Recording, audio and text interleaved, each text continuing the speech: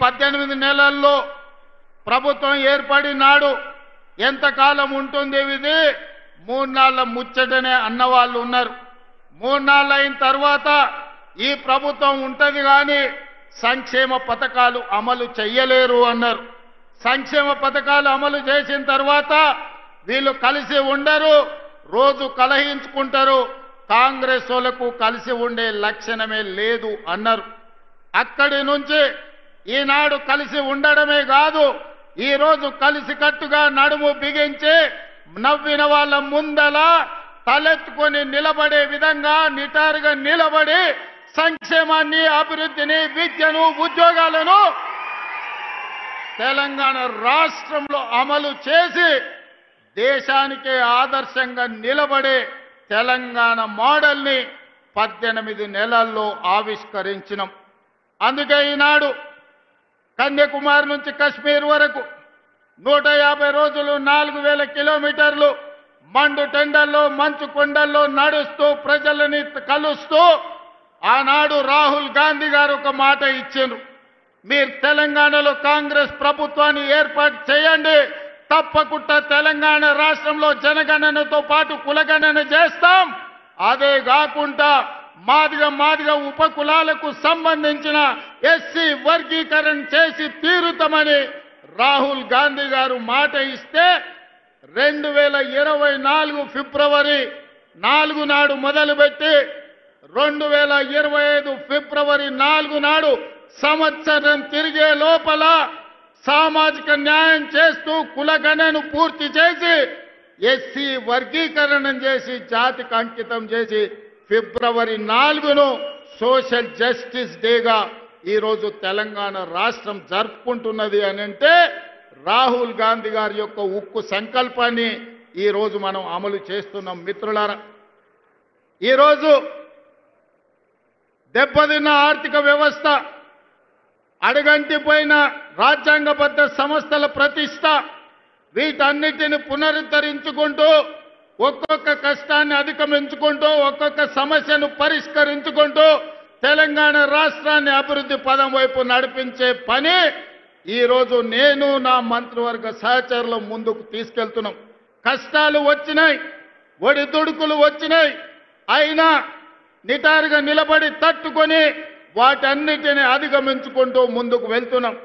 ఇవాళ మిత్రులారా, తెలంగాణ సమాజంలో 70% రైతాంగం, 70% రైతాంగం కోసం ఈ 18 నెలల్లో రైతు భరోసా కావచ్చు, రైతు బీమా కావచ్చు, లేకపోతే గిట్టుబాటు ధర కావచ్చు, రైతు రుణమాఫీ కావచ్చు, ఈ రోజు రైతులకు సంబంధించిన సంక్షేమ పథకాలలో సన్న వడ్లకు 500 రూపాయల బోనస్ కావచ్చు, 18 నెలల్లో ఈ దేశంకే ఆదర్శంగా నిలబడే విధంగా రైతాంగానికి 1,04,000 కోట్ల రూపాయలు ఖర్చు పెట్టి ఈ దేశంలో రైతులను ఆత్మగౌరవంతో నిలబడే విధంగా 25,55,964 మంది రైతులకు 21,000 కోట్ల రూపాయల రైతు రుణమాఫీ చేసి రైతులకు అప్పు రుణ విముక్తిని చేసిన పార్టీ ప్రభుత్వం కాంగ్రెస్ పార్టీ, తెలంగాణ ప్రభుత్వం అని ఈ వేదిక మీద నుంచి నేను గర్వంగా చెప్పదలుచుకున్న మిత్రులారా.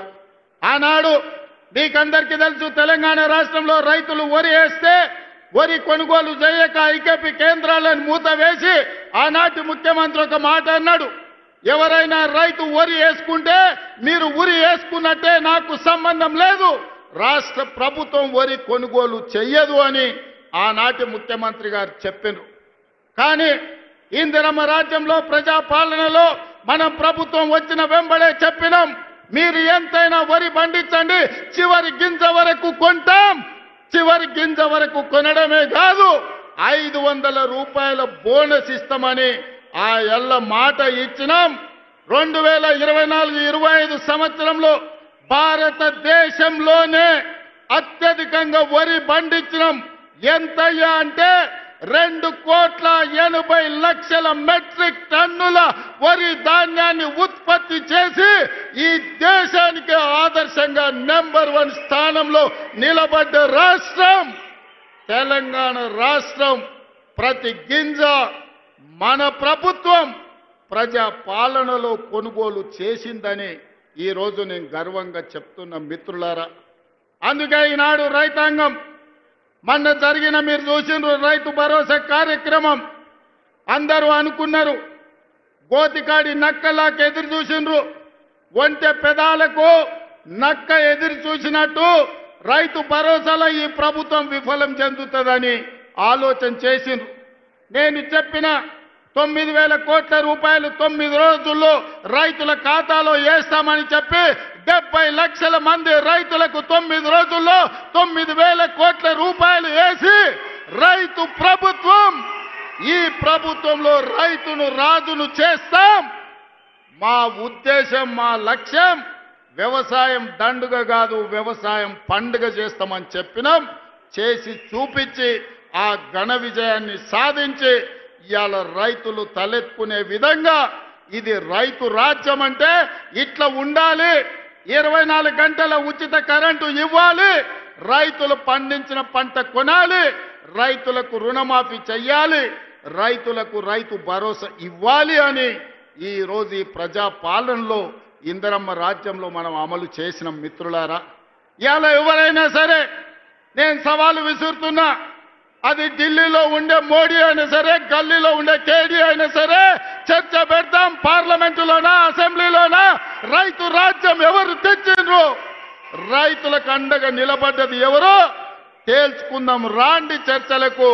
కేసీఆర్ వస్తాడో, కేటీఆర్ వస్తాడో, కిషన్ రెడ్డి వస్తాడో, నరేంద్ర మోడీ వస్తాడో, కాంగ్రెస్ పార్టీ కార్యకర్తలను తీసుకొని నేను వస్తా అని సూటిగా సవాలు విసురుతున్న మిత్రులారా.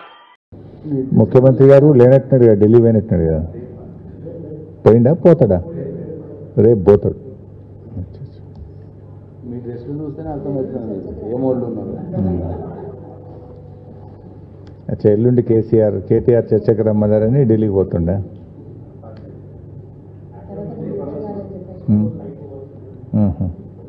రేపు పోతుండా? ఏమనంటే ఢిల్లీలో ఉన్నానచ్చా?